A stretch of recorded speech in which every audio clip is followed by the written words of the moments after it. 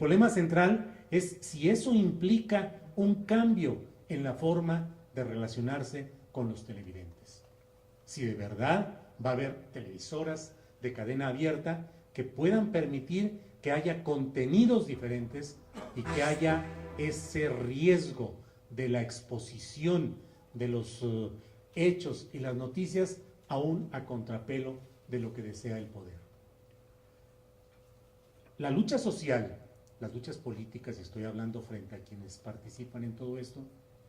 estas luchas sociales y políticas jamás podrán prosperar y jamás podrán llegar al acceso al poder político por la vía electoral mientras se mantenga este esquema pervertido del control empresarial de los medios de comunicación que imponen una percepción social de la realidad que hace que haya peligros para México o que haya grandes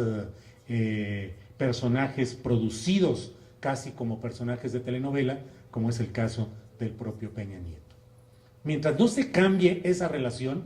las luchas en la calle, las protestas, las movilizaciones, quedan solamente a contentillo del manejo que dan los grandes medios de comunicación, los que crean esa conciencia, los que imponen esa percepción y son los que en sus comentarios sesgados, con plantillas de comentaristas que si ustedes revisan son los mismos en Radio Fórmula o en Milenio o en cualquier otro medio, son más o menos siempre los mismos porque es una especie de plantilla de comentaristas y opinantes tolerados. Es decir, aquellos que hacen una crítica o académica o muy intelectualizada o muy elaborada, pero que finalmente sus criterios y sus opiniones no alebrestan, no atacan, no erosionan a los poderes constituidos. Si en 2006 hubo un México que votó casi en proporciones iguales, según los resultados oficiales, a favor de un candidato de izquierda moderada y de un candidato de derecha, ese 0.56% de diferencia jamás se expresó en la pluralidad en los medios de comunicación y en las opiniones. A diferencia de lo que sucede en otros países, donde esa pluralidad trata de ser expresada de una manera más o menos proporcional, de tal forma que el televidente o el lector tenga la oportunidad de enterarse de los distintos puntos de vista. Pero a partir de 2006 hemos tenido una expropiación de la opinión pública para ser entregada por causa de interés del poder solo a una de las partes de todos estos procesos de elaboración periodística y sobre todo de elaboración de opiniones y de comentarios. El hecho de que siga la mayoría de los mexicanos sigan atados a la rueda de la televisión, particularmente Televisa, hace que todo el esfuerzo de la lucha social, de la construcción de ideas, del debate, de la pluralidad, queden sujetos al desdén de un gesto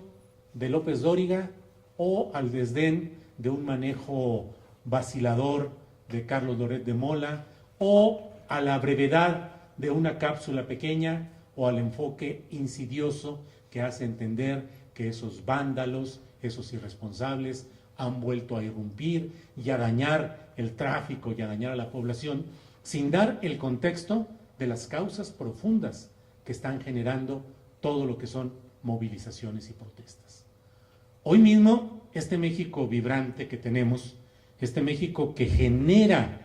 notas importantes en las portadas de los principales medios internacionales, tampoco tiene un reflejo proporcional en los propios medios escritos y electrónicos de México. Adentro, los grandes medios tratan de seguir controlando para que parezca que no sucede lo que todos vemos que está sucediendo en las calles. Y esa campaña de adormecimiento, de engatusar, de disimular, tiene efectos, por desgracia, en los segmentos menos informados y menos críticos de una sociedad que suelen caer en el garlito de estas opiniones manipuladas y qué es lo que va generando toda esta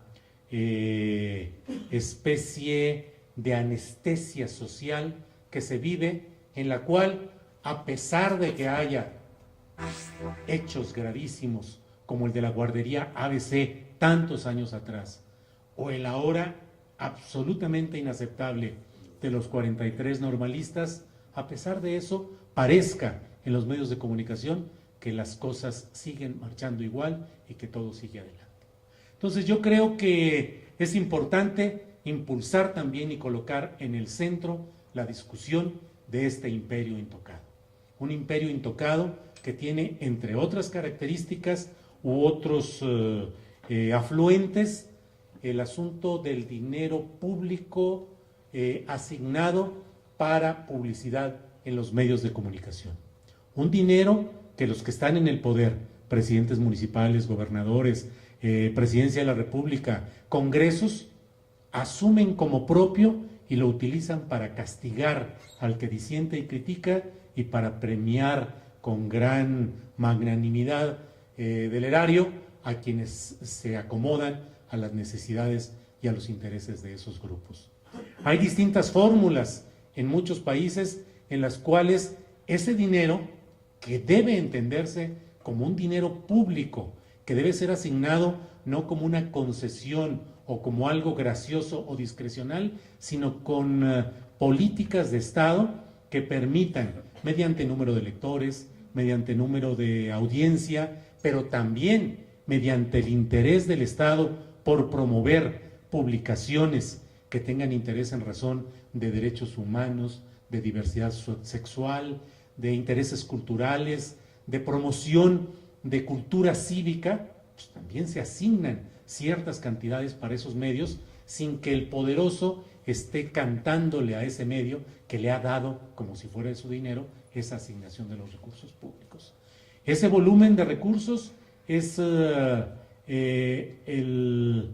pastel que sobre todo se reparte para los grandes medios electrónicos y en particular para las televisiones. Es dinero público, como el dinero público que se asigna a cualquier otro tipo de servicios, salud, educación, carreteras, que debería ser discutido por los diferentes representantes populares, si es que queremos creer en ellos, y que por tanto deberían de diseñarse políticas generales y no discrecionales para esa asignación. Pero antes de que se duerman, y como los veo muy atentos o muy,